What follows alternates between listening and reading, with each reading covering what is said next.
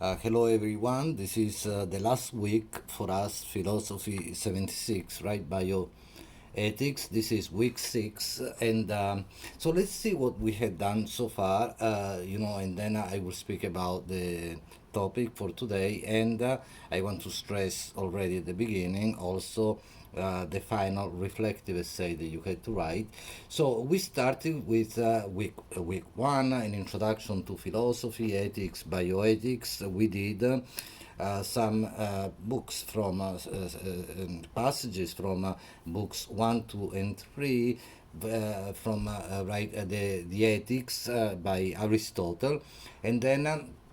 So we saw the question of happiness, the good life, virtue, and so on, the mean, right? Remember? Then we saw Kant and the groundwork for the metaphysics of morals by Kant, the question of the categorical imperative duty, which is very important in ethics, in bioethics in particular, because remember the Hippocratic oath, at least do no harm, right? And so the idea that there is some kind of obligation in the ethics of medicine as well as ethics of the health professions and ethics in general as well.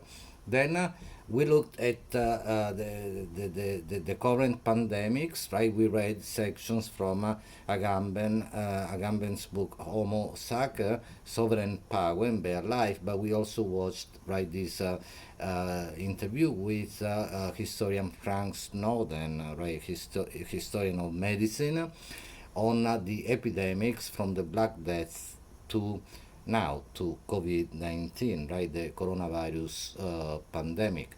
And then week 4, we saw the concept of normalization. We started reading from Jennings' Bioethics, this huge book, right? We saw the articles on biopolitics and the body, and also watched a video on the Spanish flu.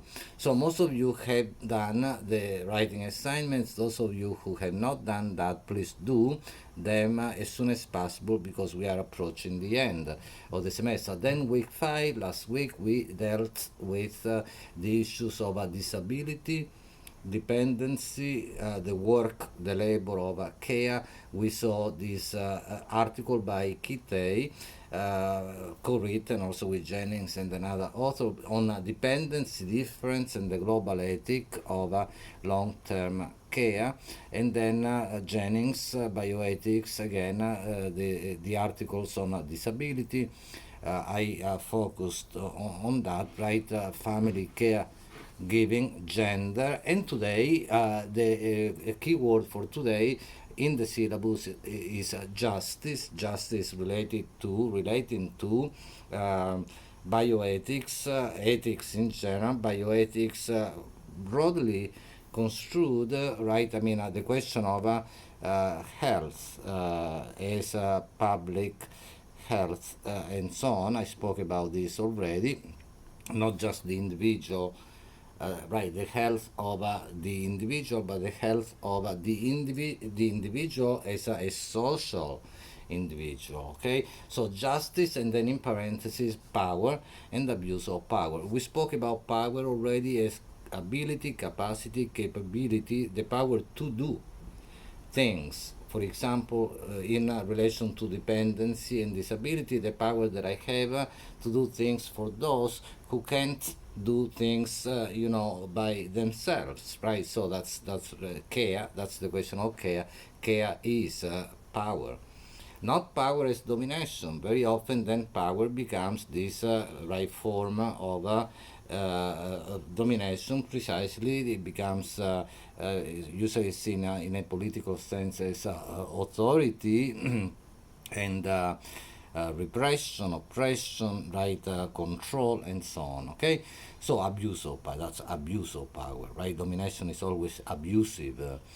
As Kitei also says in her book that I mentioned last time, Love's Labor. But today we are reading again from Jennings, Bioethics, the book on bioethics. Again, there are so many articles. This is, for today, I asked you to read the one on exploitation, race, and racism, and then sexual identity. They all overlap, especially the last two. But I will focus today, again, I don't want to be too long. I will focus on some passages from the article on race and racism, and there already in the article you will read there are relations being made to the question of gender, the question of sexual identity. Racism and sexism, the article says, are two sides of the same coin, right? You will see that in the article. So, but in any case, you read all of them. I will focus on some passages from race. Also, because race and racism, because especially today, right, we live in a time of great tension again and violence. That's always been the case, but today, after the murder of George Floyd, right at the end of May, I believe, in Minneapolis. Then there has been this explosion of course, of protests everywhere against police brutality, state violence, racism, and the repression that came from various places, but especially today, as we see in Portland, Oregon, from the federal government itself, right?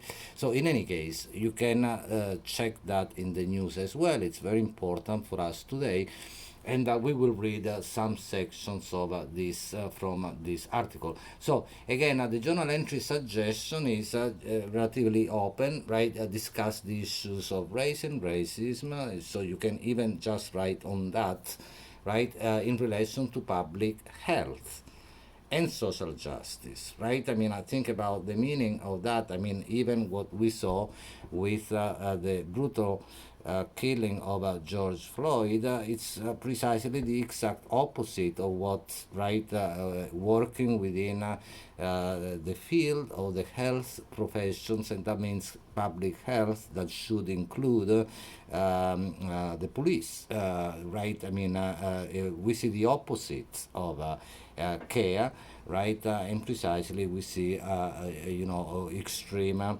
violence instead, right? And so, in any case, include also a discussion of the question of sexual identity. So I pass over the question of exploitation, but you should read that article too, because it gives you some important ideas as well.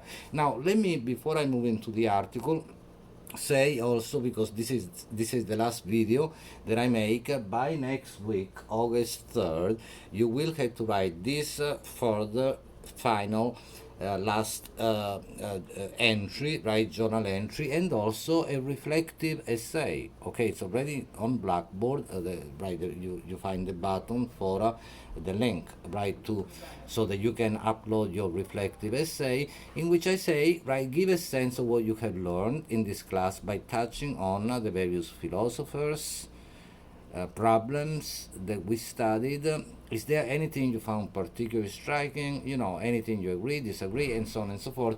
In particular, reflect on the COVID-19 pandemic and say what your experience has been in the past few months. So it is, it gives you also the opportunity to say something, personal, from your personal experience, right? Not personal in any private sense, but your personal reflections on this terrible and still ongoing health crisis, which is the pandemic. Okay, so please do that. Make sure that you do both, again, the journal entry for week 6, and remember the final reflective essay. Okay, so race and racism.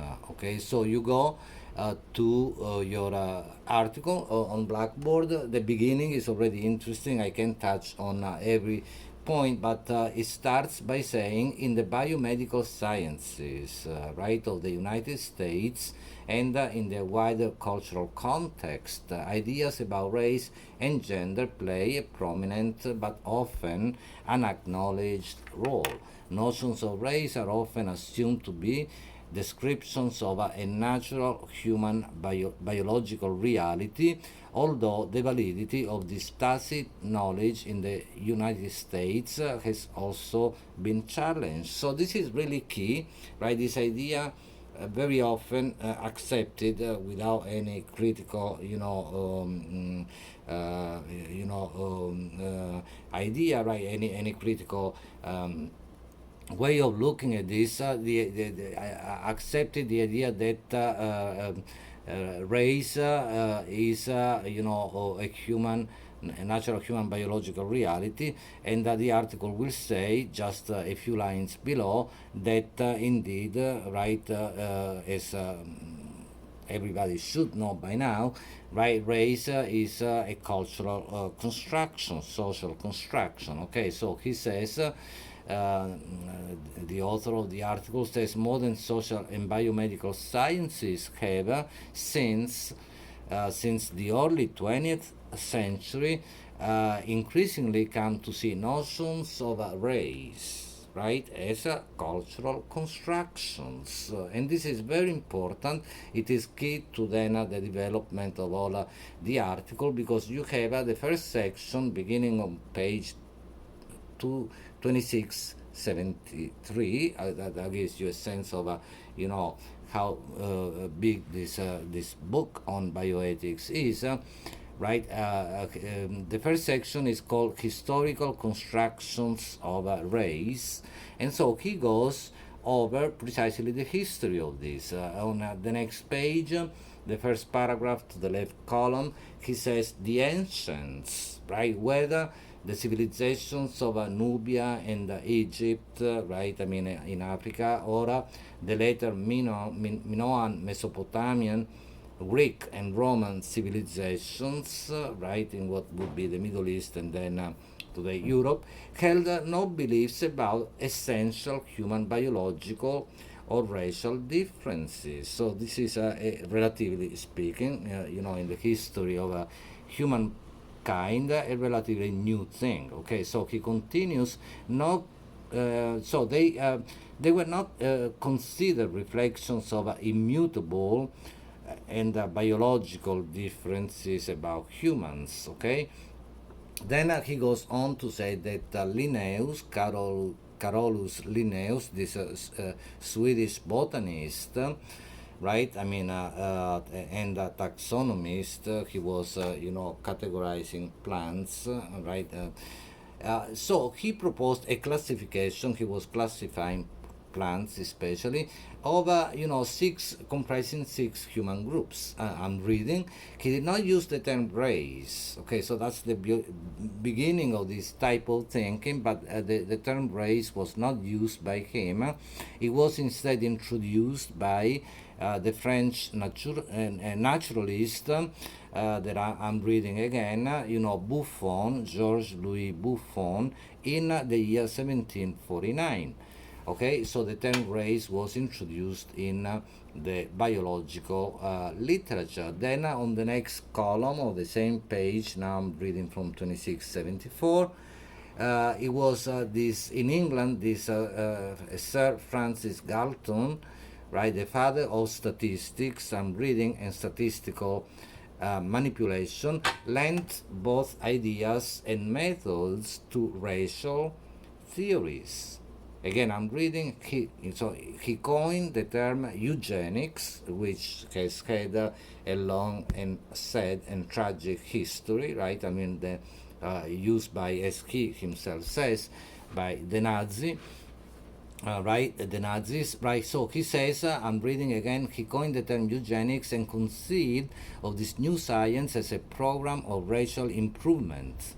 The idea of group biological improvement was carried to horrendous extremes by Nazi hygienists, right? So in any case, you should read the whole thing, because again, I don't have the time to go over all this, but then he goes into the history, closer to us, the history of this in the United States, in the US, right? And then he goes back to the question of the Nazi use of this pseudo-scientific, pseudo-false scientific theory, right? And so the establishing of degrees of superiority, inferiority among these constructed categories that were called races. Okay, so the idea is that precisely, right? I mean,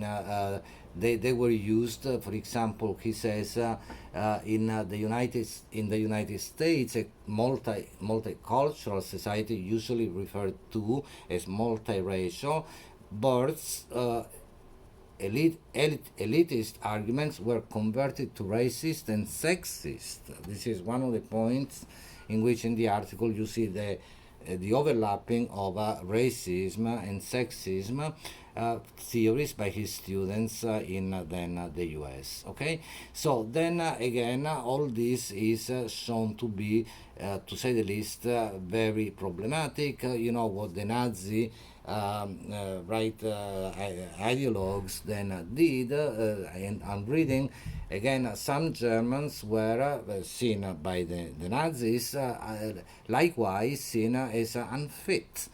They were the disabled, we spoke about disability last time, the mentally ill, and the homosexual. So here there is again a link to what we did last time about the question of disability, dependency, and also the question of sexual identity that you will read about today as well.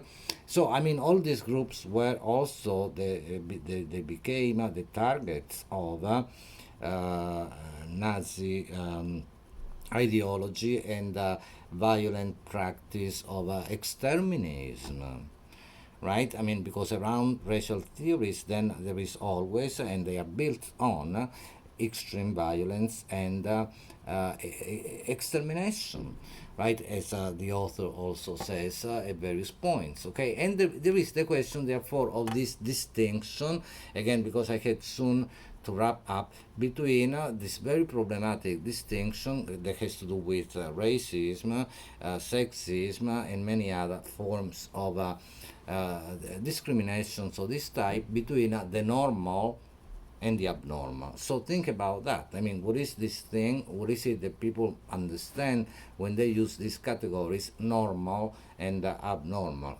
What could be abnormal, right? What is normal after all? And actually, he speaks about this in the next section, very interesting. It's called The Critique of Scientific Racism, which is basically about not only, I mean, especially the first part, anthropological arguments. He gives us a sense of what this anthropologist, Boas, did in terms of challenging, the history of racial theories, and showing that, first of all, that there is this heterogeneous reality around whatever is understood as race and many other classifications of this type. And he says, for example, on page 2676, the left column in the middle, more or less many of the positions advanced by Boas, this anthropologist, remain the most powerful anti-racist arguments. It is remarkable that he began his assault on scientific racism before 1910, a time when blatantly racist statements were common in science as well as in the White House, a situation that has come back today. Right, so this is very important for us today, whatever your ideas are, but this is something that no one can deny, that there is this tension, to say the least, today, right? So in any case, on the next page, he says, page 2677, at the top of the left column, right? Racist and sexist thinking are two sides, what I mentioned before, of the very same coin of biological essentialism, right?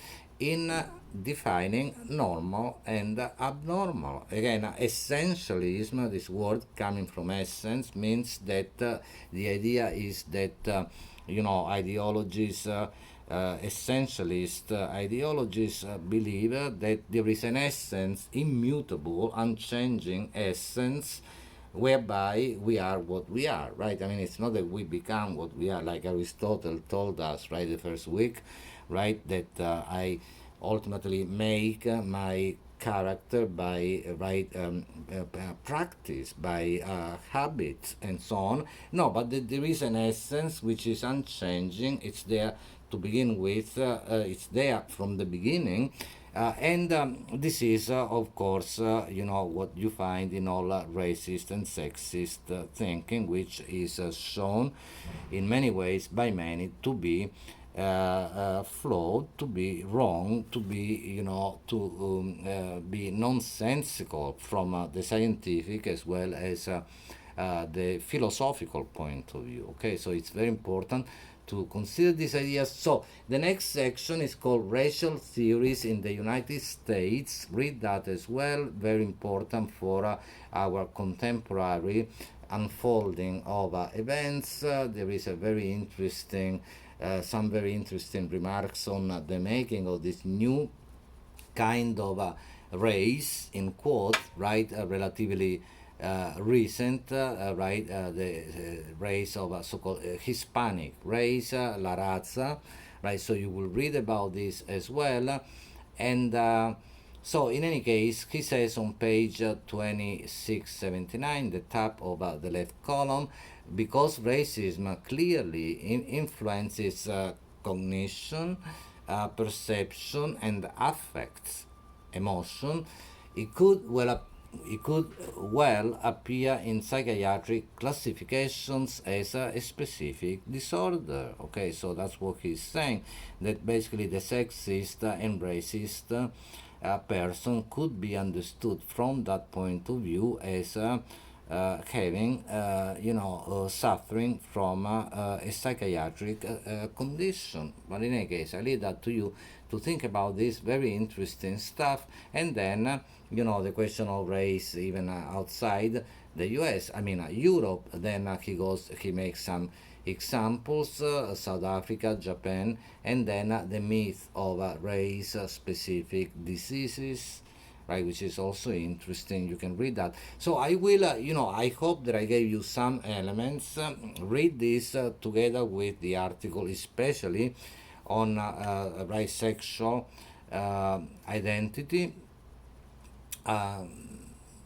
the difficult question of sexual identity, exploitation. Make sure that you write your journal entry for this week, and again the reflective essay, the final reflective essay by August 3rd, which is the last day, really. Okay, for us, then I had to grade the class. Okay, again, contact me with questions if you have any, right? I mean, via email, WhatsApp, and so on.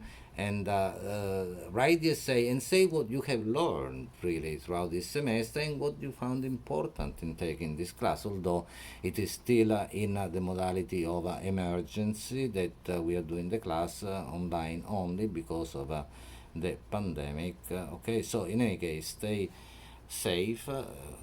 Thank you. Bye.